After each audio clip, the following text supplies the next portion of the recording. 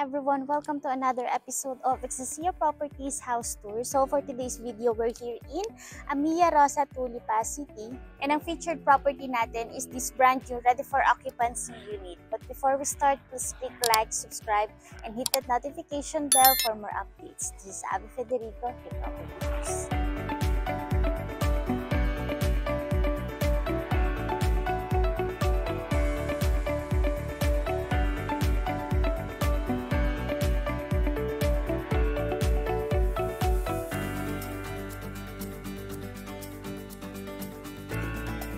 Para sa ready for occupancy unit na to, yung lot area nito is 140 square meters.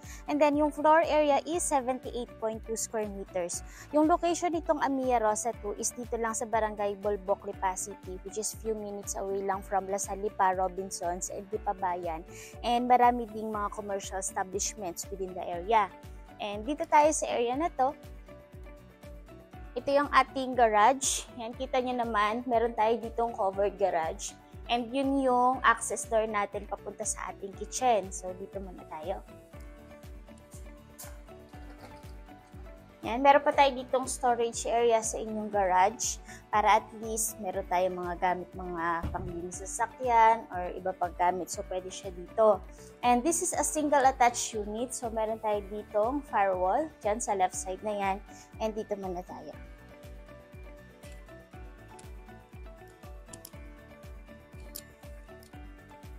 Yan, since nabanggit ko nga na yung lot area nito is 140, so medyo malaki siya. Aside from meron tayo itong covered garage, so pwede mo pa rin itong i-utilize as additional space mo, garden, o kaya additional carport area. And meron tayo ditong lanay. This is our lanay. Ayan, and this is roughly 2 meters wide hanggang dun sa ating perimeter fence or yung sa ating property line. And may space pa rin tayo dito.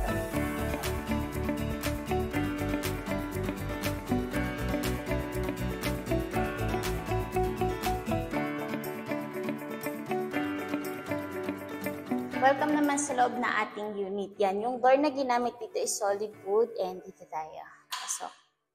Yan, okay naman yung spacing ng unit na to. Ulitin ko lang ha, yung price ito sa ngayon is 8.5 million, September 2025, and may mga ongoing promos and discounts kami. Ilalagay din namin dyan sa description box yun. And ito yung magsiserve mo as your living or receiving area. And then, on this side, yan, meron kasi tayo ditong sliding door going to our lanay na pinakita ko sa naunang part ng video. Meron tayo dyang sliding door. Ayan siya. For proper ventilation. Yung buksan ko muna para medyo mahangin. Ang maganda rin sa location kasi ng ready for occupancy unit na to is ilang steps lang to papunta dun sa ating amenities. And speaking of amenities, this is a complete amenity subdivision. So, meaning meron tayong clubhouse, mga parks, and also swimming pool. Dito naman tayo. And this is our kitchen area. And please take note guys ha, na for reconditioning yung ating ready for occupancy unit na to. So, meaning may mga ilalagay pang gamit like yung tiles dito sa ating kitchen. So, naka-tiles na rin tayo dito sa ating mga countertop. And meron tayong cabinets dito sa ilalim. Ayan siya. And may abang na tayo dito sa area na to just in case na magpapalagay ka ng iyong range hood. Dito tayo. And sa naunang part ng ating video nung nasa area ko ng garage area, so nabanggit ka naman, ito yung ating access door from our garage going to our kitchen. And before we proceed with our second floor, so dito sa ating unit na to, this is already for occupancy unit. Recap ko lang, yung lot area nito is 140 square meters and then for the floor area is 78 square meters. Meron tayong car garage and may mga open spaces tayo yung maganda. Meron tayong living area, dining, kitchen. And dito sa ground floor, meron pa tayong powder room. Puntahan naman natin yung second floor.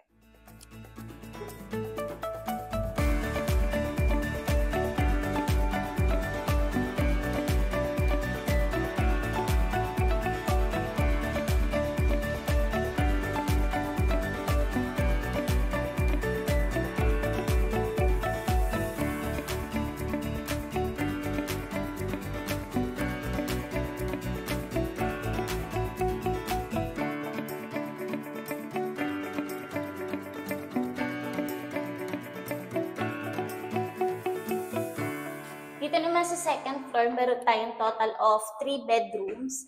And yung flooring natin na ginamit dito is vinyl. Dito muna tayo sa ating common toilet and bath.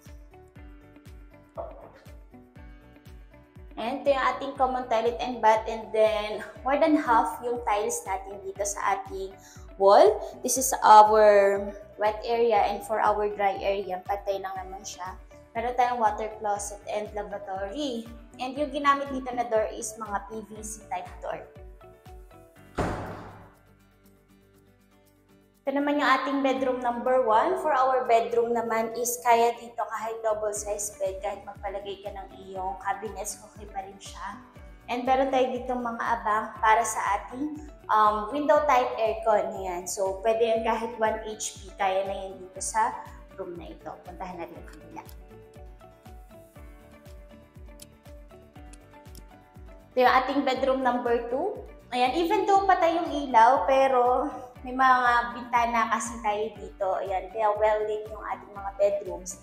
And as well as nakakatulong din syempre yung ating white paint. And medyo malaki lang ng kaunti yung naunang bedroom. Pero still may mga abang pa rin tayo sa ating window type aircon, and as well as meron tayong mga outlets dito.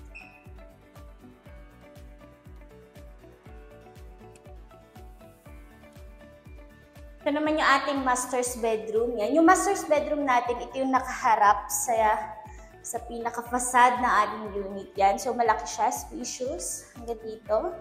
Yan, kita nyo naman. And ang isa sa advantage ng ating master's is meron itong ensuite or meron itong sariling toilet and bath. Ito yung sariling toilet and bath ng unit na to. So, halos ka-size din lang naman ito ng ating common toilet and bath.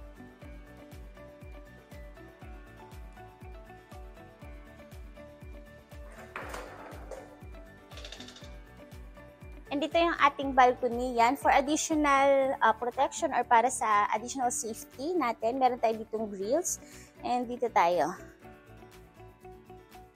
Ayan, ito yung ating balcony. Diba, ang laki siya. So, kung meron tayong mga small gatherings sa family, so pwedeng dito tayo.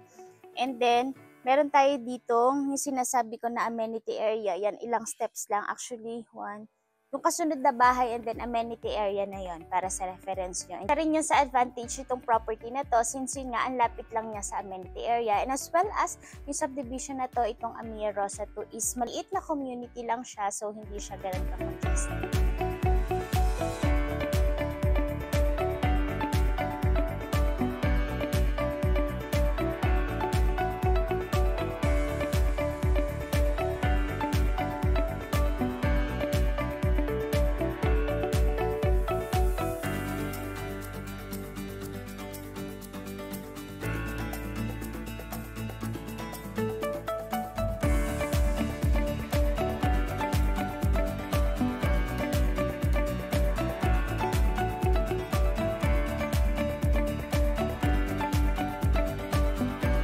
Naghahanap ka ng ready for occupancy unit dito sa Lipa City, and isa sa mga considerations mo yung malapit lang sa schools like Lasal. Isa ito sa pwede namin i-offer since may mga access roads ito kung ikaw ay pupunta sa Lasal, and as well as pupunta ka sa Bayan, Tambo Exit. Ayan. This is a ready for occupancy unit dito sa Amia Rosa 2, Barangay Bolbok, Lipa City. Lalagay namin dyan sa description box yung full details at ang aming contact numbers. Thank you for watching!